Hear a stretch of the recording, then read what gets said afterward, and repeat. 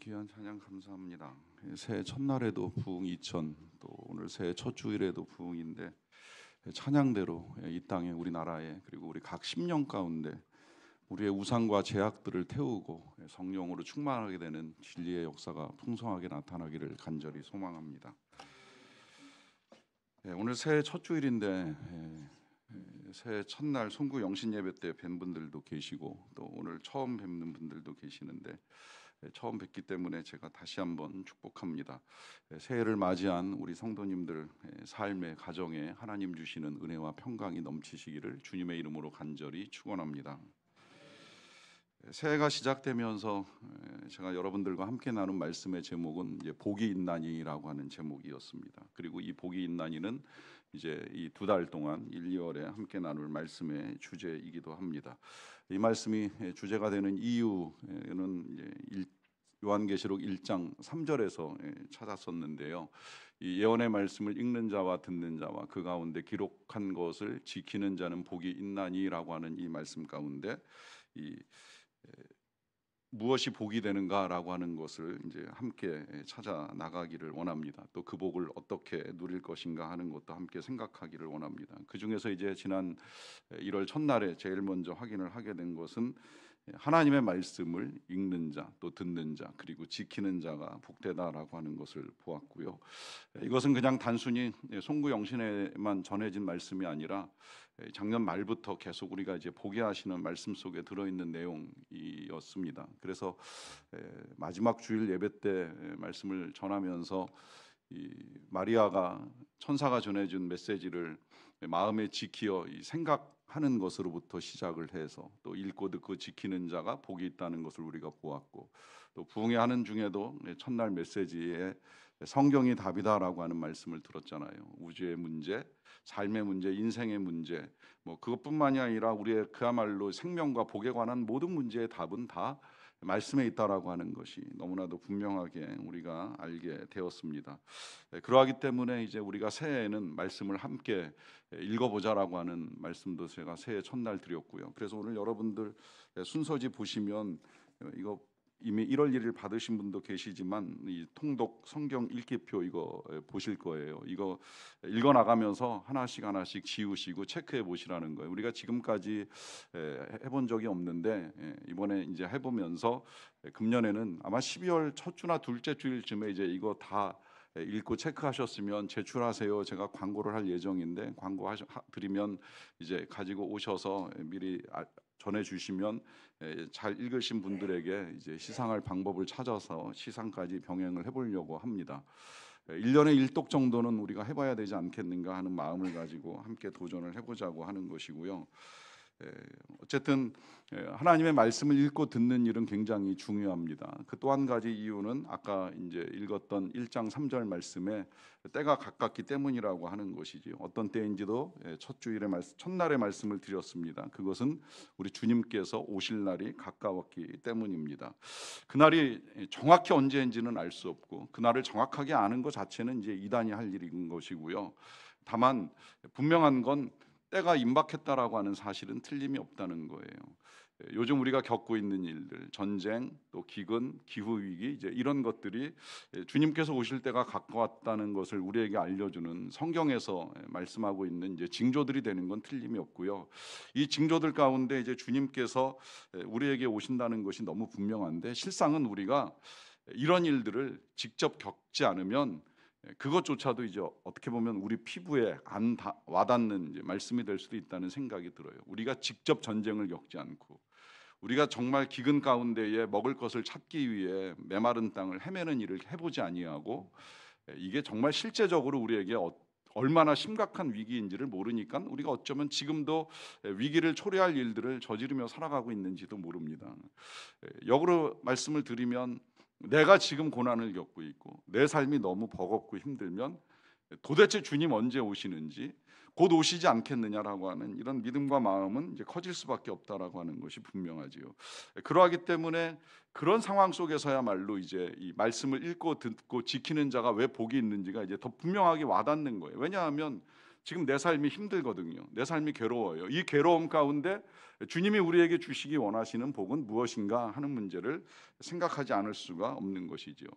자, 이런 어려움을 우리만 겪어 나가는 것이 아니라 이 사도 요한도 이제 함께 겪었는데요. 요한이 지금 이 계시록을 쓰고 전해주는 시기가 굉장히 교회가 어려웠던 시기입니다. 성도들도 굉장히 힘이 들었는데요. 힘든 이유는 이제 몇 차례 큰 박해가 있었어요. 네로 황제의 박해가 있었고, 그로부터 한 20년 세월이 흐르고 난 다음에 또 다시 이제 도미티안 황제로부터 박해가 교회에 임했습니다. 네로 황제의 박해를 이기고 살아남은 성도들이 어떻게 해서든 믿음과 교회를 지켜나가기 위하여 애를 쓰는데 이제 또 한 번의 큰 박해가 임하고, 그러다 보니 교회는 힘들어질 수밖에 없는 거죠. 성도들의 마음이 어렵습니다. 더더군다나 예수님의 직제자로서 예수님의 살아계신 말씀과 그 생명의 은혜들을 나누어 주던 사도들, 뭐 베드로나 바울 같은 사람들은 이미 세상을 떠났어요. 다 순교를 당했습니다. 그리고 이제 요한 사도가 마지막으로 남아 있는데 이 사도도 반모섬에 끌려가서 유배를 당하고 있습니다.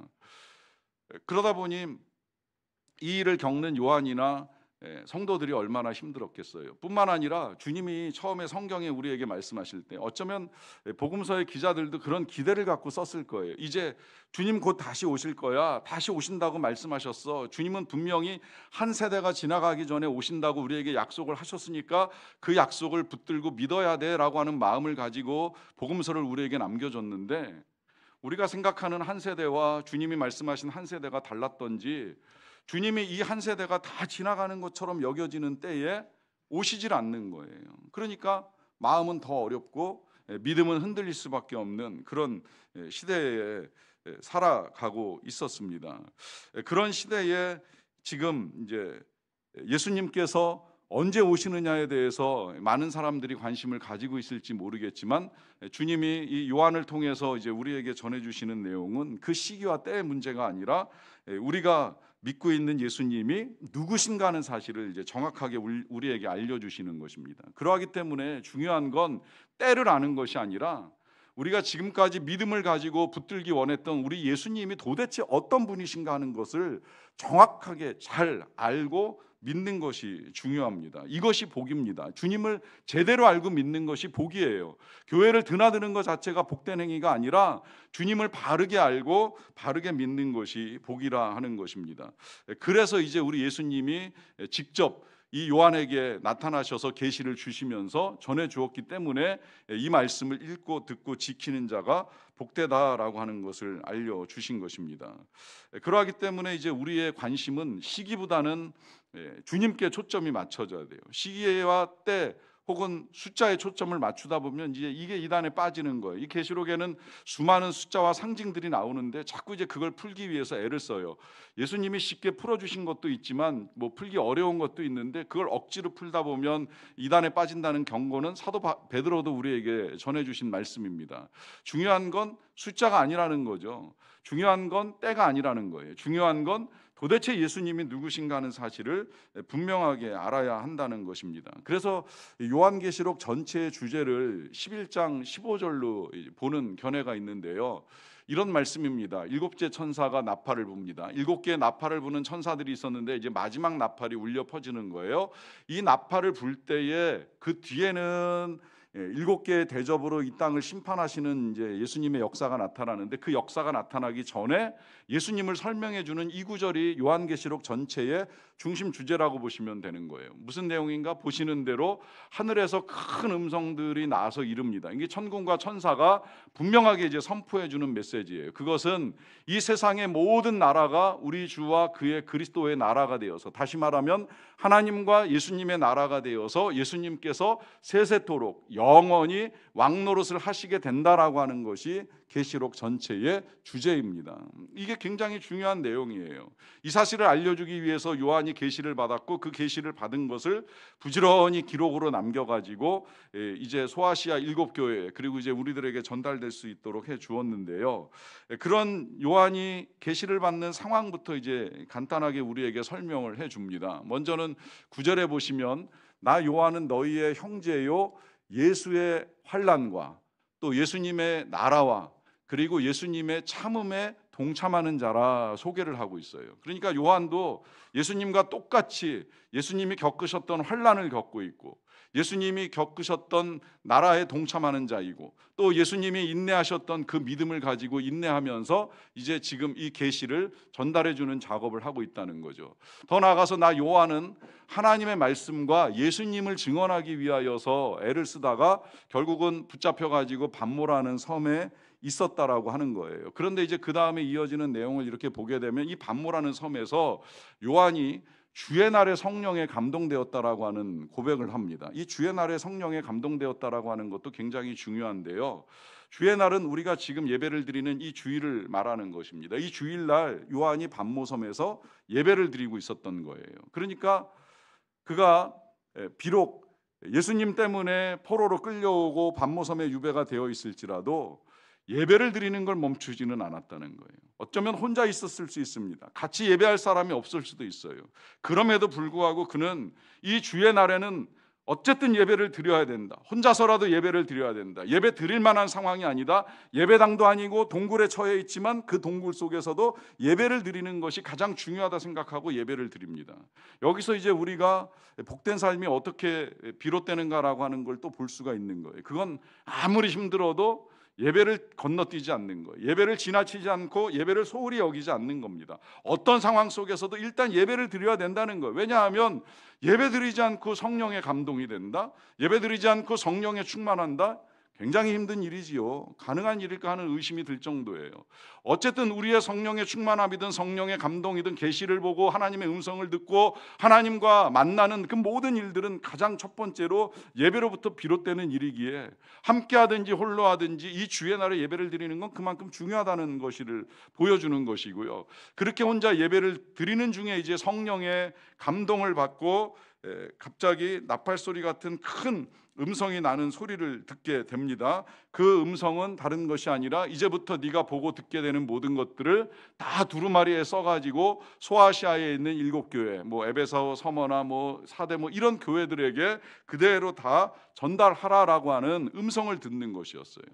이 음성이 일반적으로 들리는 음성이 아니다 보니까 이제 이 사도 요한도 도대체 이게 어디서 누구에게서 나는 음성인가 하는 의문을 갖고서 뒤를 돌아봅니다. 뒤에서 누가 이 음성을 들려주는가 해가지고 이제 확인을 하기 위해서 봤겠지요. 그때 이 요한의 눈에 가장 먼저 들어온 것은 7 금촛대였다고 말을 하고 있습니다.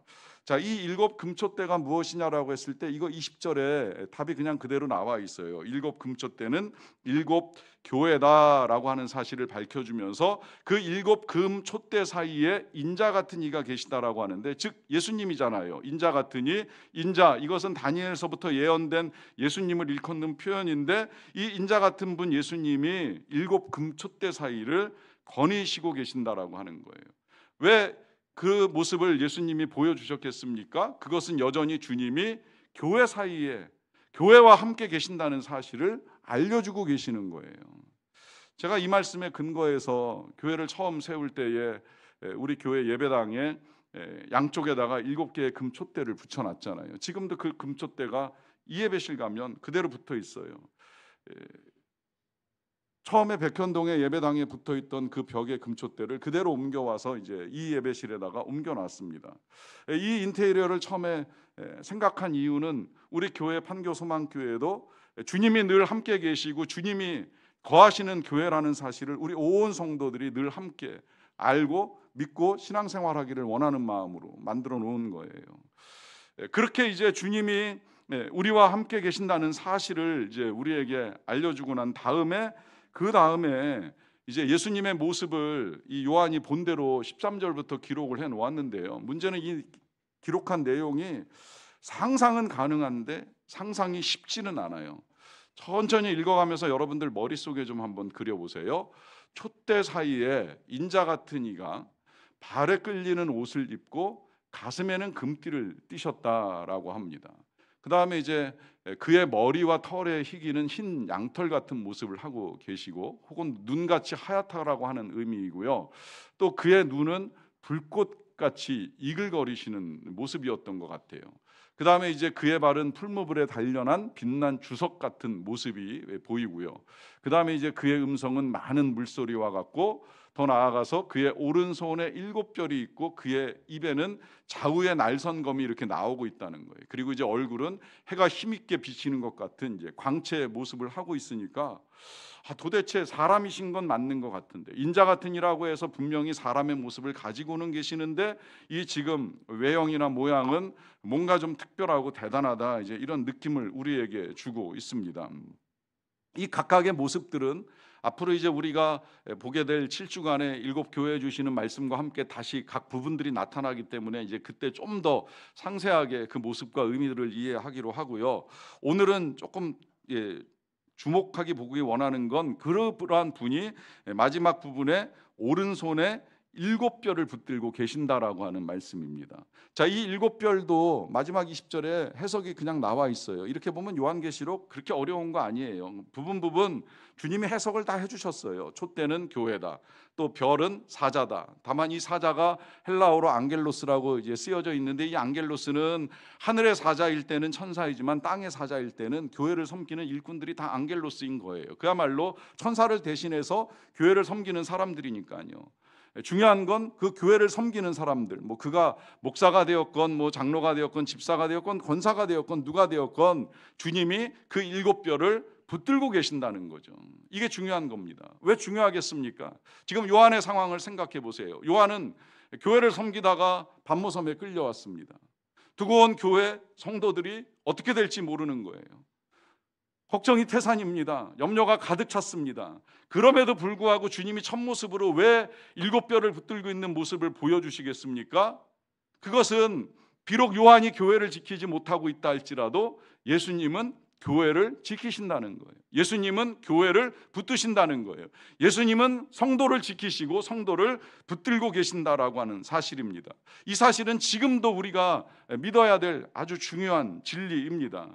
우리가 이 세상에 어려움에 빠져가지고 걱정과 염려가 크시다라고 한다면 다시 주님이 붙들고 계신 그 별과 함께 우리들도 붙들고 계신다는 사실을 믿으시기 바랍니다. 주님이 별을 붙들고 계시는 모습을 요한에게 보여주신 건 아무것도 염려하지 말고 두려워하지 말라는 거예요. 우리의 힘으로 할 수 있는 것이 없고 또 주님께서 무엇을 하시는지 우리가 다 알 수 없지만 한 가지 분명한 사실은 주님이 교회나 성도들을 버리시거나 포기하신 것이 아니라 여전히 그 백성들을 붙들고 계시고 그 일꾼들과 함께 하신다는 사실을 믿어야 한다는 의미입니다. 그래서 그와 같은 사실을 보거나 혹은 들을 수 있는 것만으로도 우리가 지금 처한 환난의 때를 이겨나가는 복이라는 사실을 알려주는 것이지요. 하지만 이 요한에게 있어서는 이제 지금 그 앞에 나타난 이 예수님의 모습을 보는 것 자체는 쉽지 않았을 거라고 생각이 들어요. 왜냐하면 지금 우리가 보게 된 이 예수님의 모습을 생각을 해봐도 뭐 요한이나 우리가 본 적이 없는 모습이잖아요. 요한도 예수님과 오랜 세월을 함께 지냈지만 이런 모습은 본 적이 없거든요. 이 사도 요한은 예수님과 함께 지내면서 그분이 먹는 거, 또 때로는 주무시는 거 다 봤어요. 또 그분이 목말라하고 배고파하고 하는 것까지도 다 알고 있었던 제자예요. 그런 예수님이 십자가에 달려 돌아가실 때에는 얼마나 비참한 모습으로 돌아가시게 됐는지 유일하게 본 제자입니다. 십자가 앞에서 유일하게 예수님을 바라보면서 이 요한에게 부탁하시는 예수님의 음성을 듣기는 들었지만 그때 예수님은 채찍에 맞아서 아주 피투성이 된 비참한 모습으로 요한에게 말씀하셨기 때문에 어쩌면 요한도 그런 주님의 말씀을 받아들이는 게 힘들었을지도 몰라요. 그런데 이제 그 예수님이 부활하셔서 제자들 앞에 나타나셨잖아요. 특히 이제 이 도마 앞에서는 그 옆구리와 손에 창자국을 다 보여주시기까지 하셨어요. 여기까지예요. 이 부활하신 모습이 물론 피투성이 된 예수님의 모습은 아니었을 거라고 전 생각을 합니다. 그 모습으로 나타나면 그 또한 끔찍하고 보기 힘든 모습이죠. 그런데 부활하신 예수님의 모습을 마리아가 본 거나 뭐 제자들이 본 것으로 우리가 어느 정도 추론을 해보면 그렇게 끔찍한 모습은 아니었겠지만 그렇다고 지금 보는 모습처럼 대단한 모습도 아니었을 거라고 생각이 들어요. 뭐 이 정도 아닐까? 제 생각에는 이 요한이 야고보와 베드로와 함께 변화산에 올라갔을 때 예수님이 정말 더 이상 희게 할 수 없을 만큼의 하얀 옷을 입고 한번 그 제자들에게 모습을 보여주신 적이 있는데, 이게 지금까지 요한이 보았던 예수님 최고의 모습이었던 거예요. 변화산상에서나 부활하신 모습. 한 번도 무슨 가슴에 금띠를 띠시거나 눈에 불꽃 같은 불이 타오르거나 하는 그런 모습으로 나타나신 적은 없었던 거죠. 더군다나 입에서 양날 가진 칼이 나오기도 하고, 한번 음성을 발하시면 많은 물소리가 콸콸콸 흘러가는 그런 소리가 나온다고 하니까 이게 보통 모습이 정말 아니거든요. 굉장한 모습인 거죠. 이런 모습을 보니까 이 요한이 그 앞에 보인 반응이 17절에 이렇게 기록되어 있습니다. 내가 볼 때에 그의 발 앞에 엎드려져 죽은 자같이 되매 그가 오른손을 내게 얹고 이르시되 두려워하지 말라 나는 처음이요 마지막이라 하면서, 이 요한이 예수님 모습 보자 두려워서 엎드려지고 죽은 자같이 될 수밖에 없었어요. 너무 두려워서 꼼짝을 할 수가 없는 거예요. 생각해보면 그럴 것 같아요. 우리가 지난달에 이 천사가 나타나서 여러 사람들에게 계시가 주는 내용들을 많이 읽었는데, 그 천사가 나타날 때마다 사람들이 다 무서워하고 두려워하잖아요. 근데 예수님이 나타나셨다고 생각을 해보세요. 더더군다나 이런 모습으로 나타나셨다고 생각을 해보세요. 얼마나 두렵고 무섭겠습니까? 그러니까 엎드려져 죽은 자처럼 꼼짝을 할 수가 없는 거예요. 그런데 그런 이 요한에게 예수님께서 오른손을 얹어주시고 하시는 말씀입니다. 두려워하지 말라. 왜 이 말씀하시는지는 늘 답이 쉽죠. 그건 두려워하는 걸 알고 계시는 거예요. 무서워하는 걸 알고 계시는 거예요. 지금 이 예수님의 모습을 보면서 그가 얼마나 무서워하고 두려워하는지를 알고 계십니다. 그런데 왜 그러면 우리 예수님은 좀 더 부드럽게, 좀 더 친근한 모습으로 나타나지 아니하셨을까요? 그것은 지금 이 요한이나 혹은 당시 성도들이 처해 있는 상황이 그렇기 때문입니다. 당시 요한에게 있어서나 혹은 성도들에게 있어서 가장 두려운 대상은 그야말로 교회를 향하여 악한 명령을 내리고 있는 도미티안 황제였어요. 거대한 보좌에 앉아가지고 큰 권세를 지니고 그들을 향하여 악한 말을 내뱉는 이 황제의 메시지가 얼마나 그들에게 두려운 말로 들려왔겠습니까? 그런데 그게 아니라는 사실을 지금 주님이 보여주시는 거예요. 그보다도 더 큰 권세를 가지시고 그 모든 것들을 보시고 아시고 심판하실 권세를 가지신 분이 예수님이시라는 것을 알려주시고, 그 예수님의 참모습을 보여주신 거예요. 이게 예수님의 참모습이신 거예요. 지금 요한이 본 이 모습이 이제 우리가 장차 만나게 될 예수님의 참모습입니다. 근데 지금까지 요한이나 제자들은 그 모습을 못 봤거든요. 우리 예수님 이 땅에 오실 때 얼마나 연약한 아기로 이 땅에 오셨습니까? 거기다가 이 땅에서 살아가시는 동안에 우리와 똑같이 배고프고 목마르고 피곤해하시는 그런 모습으로 사셨잖아요. 이건 우리와 같이 되시고 우리의 고난을 이해하시고 우리와 고난에 동참하시기 위하여 지니셨던 모습인 건 틀림이 없지만, 그러나 그게 예수님의 참모습은 아니었다는 거예요. 물론 그 모습도 진실하게 우리와 함께하기 원하시는 주님의 참모습인 건 맞지만 그게 전부는 아닌 거예요. 우리 예수님의 모습은 지금 이 요한이 본 모습과 다를 것 없는 큰 권세와 능력을 지니신 모습으로 나타나시는 거예요. 그러하기 때문에 아까 그 17절 마지막에 설명하시잖아요. 나는 처음이요 마지막이다라고 하는 설명을 하십니다. 왜 이런 설명을 하시는 거예요? 왜 처음이요 마지막이라고 설명하시겠습니까? 처음은 우리 예수님이 이 세상이 처음 만들어지는 창조 때에도 계셨다는 거예요. 또 마지막이라는 건 이 세상이 마지막 종말에 이르러 심판 때에도 계시다는 의미를 우리에게 알려주시는 거예요. 그러니까 처음이라고 하는 이 말씀은 이 세상이 창조될 때 하나님과 함께 세상을 만드신 하나님의 아들이라는 사실을 일깨워 주시는 것이고, 마지막이라고 하는 말씀을 하시는 것은 이 세상의 종말이 이르렀을 때에 참된 권세를 가지고 이 땅을 심판하실 분이 예수님이시라는 사실을 다시 알려주시는 것입니다. 그래서 이와 같은 사실을 통하여 흔들릴 가능성이 있는 요한이나 당시의 성도들이나 지금도 우리들에게 우리가 정말 무엇을 믿고 무엇을 따라야 되는가 하는 사실을 분명하게 알려주시는 것이지요. 그래서 이어나가는 18절 말씀은 이러합니다. 곧 살아있는 자라 내가 전에 죽었었노라 볼지어다 이제 세세토록 살아있어 사망과 음부의 열쇠를 가졌다라고 말씀하십니다. 자, 이 예수님 처음이요 마지막이라고 하면서 하시는 말씀이 나 이렇게 살아있다. 그리고 내가 전에 죽었었노라. 이 말씀 왜 하시는지 아시죠? 전에 한 번 죽으셨어요. 어디에서? 십자가에서. 그러나 지금은 살아있다. 세세토록 살아있다. 영원토록 살아있다. 그리고 사망과 음부의 연세를 가졌다고 분명하게 밝혀주십니다. 그러니까 지금 요한에게 말씀하시기를 당장 눈앞에 안 보이고 또 지금 당장 임하시는 것처럼 느껴지지 않는다고 할지라도 우리 예수님이 사라지거나 없어지신 것이 아니라는 사실을 일깨워 주시는 거예요. 거기다가 사망과 음부의 열쇠를 가졌다는 사실을 밝히시는 이유가 어디 있겠습니까? 모든 것을 심판하시고 그래서 지옥의 멸할 자들을 멸할 수 있는 권세를 가지신 분이 예수님이라는 사실을 분명하게 밝히고 있는 것이지요. 왜 이 사실을 특별히 강조하고 밝히시겠습니까? 그것은 지금 그들에게 악을 가하고 핍박하고 어려움에 빠뜨리는 이 도미티안의 권세가 대단한 것처럼 보일지라도 결국은 그도 심판받아 멸망할 죄인이요 뿐만 아니라 그것을 심판할 수 있는 권세를 가지신 분이 예수님이시라는 사실을 분명하게 알고 믿기를 원하시기 때문입니다. 그래서 이제 이와 같은 사실을 밝혀주시면서 네가 본 것을 기록하라고 기록해서 소아시아 7교회에 전달을 해주고 뿐만 아니라 이제 그것이 기록으로 남겨져서 이 시대를 살아가는 우리들까지 함께 읽을 수 있게 해주신 것이지요. 여러분, 여기서 이제 우리가 새해 첫 주일에 우리의 삶에 있어서 정말 무엇이 복된가라고 하는 것이 분명하게 드러납니다. 그것은 지금도 살아계신 예수님을 보는 눈이 열리는 것입니다.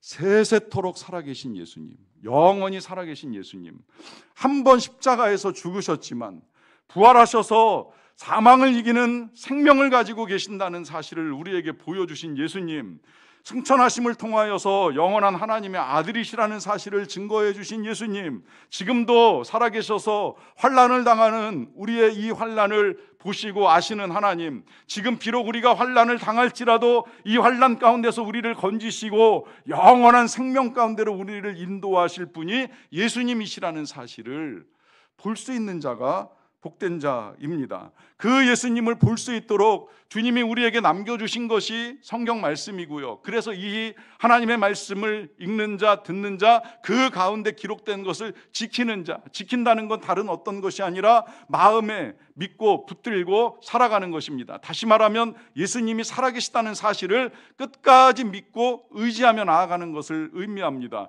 그렇게 예수님을 믿고 의지하며 나아가는 자가 복된 자입니다. 이 한 해 동안에 다른 어떤 걸 보려고 하지 마세요. 다른 어떤 걸 찾으려고 하지 마세요. 부흥은 다른 데 있는 것이 아니라 주님을 보는 데 있습니다. 우리 마음의 변화, 삶의 변화는 다른 데서 일어나는 것이 아니라 예수님을 찾고 예수님을 만나는 데서 일어나는 것입니다. 다른 어떤 데에 은혜가 있는 것이 아니라 주님을 만나는 자가 은혜를 받은 자이고 주님을 볼 수 있는 자가 새로운 삶을 사는 자이고 주님과 함께하는 자가 복된 자입니다. 이 복을 받고 누릴 수 있는 저와 여러분들의 새해가 열리기를 간절히 축원합니다. 우리 이 시간에 같이 기도하겠습니다. 여러분, 새해 첫 주일의 기도를 우리가 이렇게 주님께 드리며 나아갑시다. 제가 주님을 보기 원합니다. 이 한 해 동안에 나의 삶 속에서 말씀을 통하여 또 기도하는 가운데에 더욱 주님을 보는 삶이 되기를 원합니다. 살아계신 주님, 세세토록 살아계신 주님, 영원히 살아계셔서 지금도 이 교회 안에 거니시고 우리의 삶의 자리에 함께 하시며 늘 동행하시는 주님을 볼 수 있는 요한의 눈이 내 눈이 되기를 원합니다. 주님과 함께 하기를 원합니다. 각자의 고백을 주님께 함께 올려드리는 시간을 갖도록 하겠습니다. 주님을 보는 내가 되기를